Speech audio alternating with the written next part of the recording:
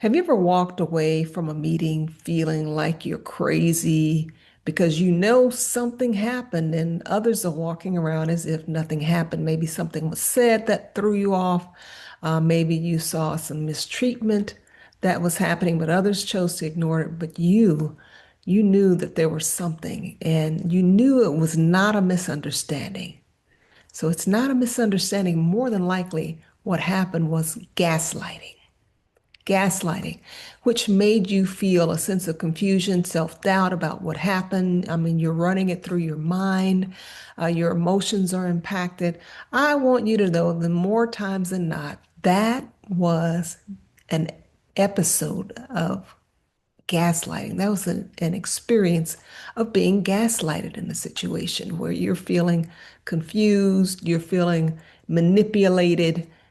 We're going to get into this, so stay tuned. So, what is gaslighting? Well, gaslighting is a psychological manipulation tactic designed to control. Its ultimate goal is to control you, whether that is something that someone says that's trying to embarrass you or second guess yourself or confuse you, make you think you're crazy because you know something happened, but people are acting like it as if it didn't happen. But you know it happened and you're wondering in confusion, well, why am I the only one noticing this? So it's a tactic that is toxic in the workplace. Gaslighting is toxic. It's made to have you question your emotions, the things you said, and it's got to be stopped. It's got to be recognized and it's got to be dealt with because any form of action like that or activity or manipulation that's going on in the workplace is going to impact the culture in a very negative and toxic way. I want to tell you an example of gaslighting that I've had.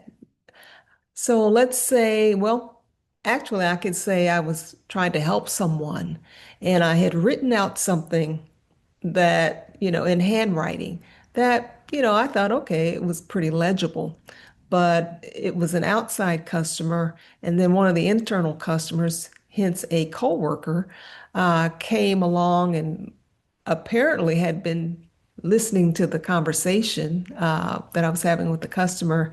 And so she went in to help him and she comes out in an audience, gaslighting people who gaslight like an audience.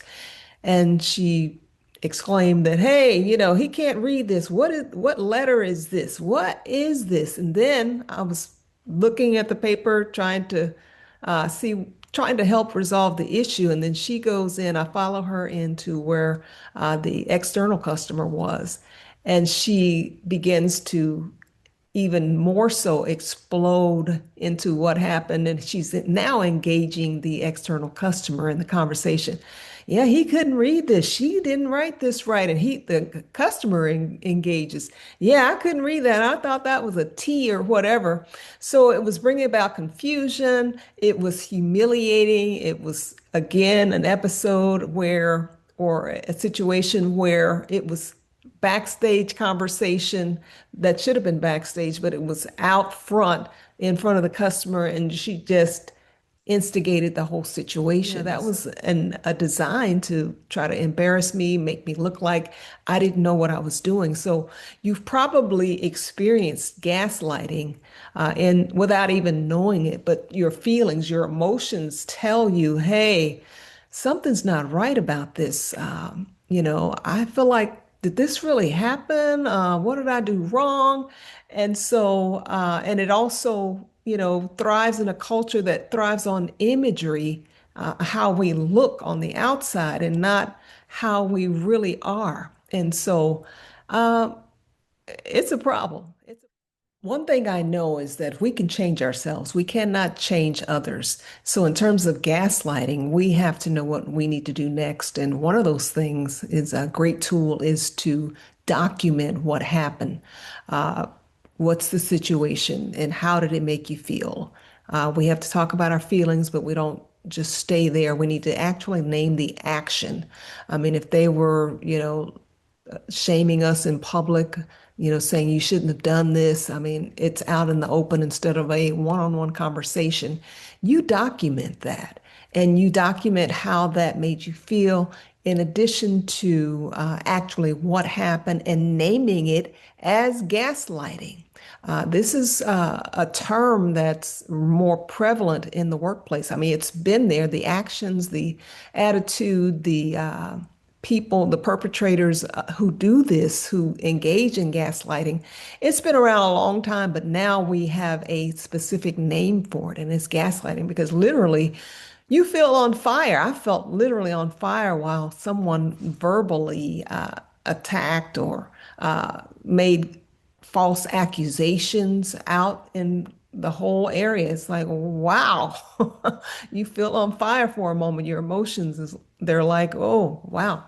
And so you document this thing and you also keep track of the behavior and you learn to manage your own feelings through this and you learn to expect it from that particular source, that person that's doing this. And ultimately, you just gain a track record of how this feels and also how to address it. You may not be able to address it with the person that is the guilty party, but documentation is powerful because overall, this is destroying culture. It's really burning up the culture that we have that needs to be in place, a healthy work culture. We need to be able to feel safe in our environments. We don't need to be manipulated. Someone has to put their foot down, even if you have to talk to other coworkers who value truth. And so truth is not cannot be ignored in the workplace. So you have to find like-minded people that are willing to say, yes, I did see that happen.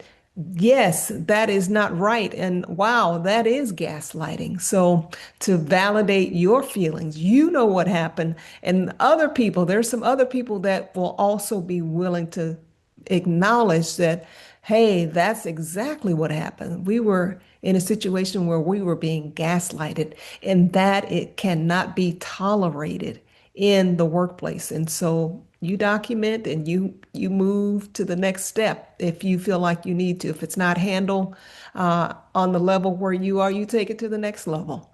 And then you take your documentation and then you have witnesses as well.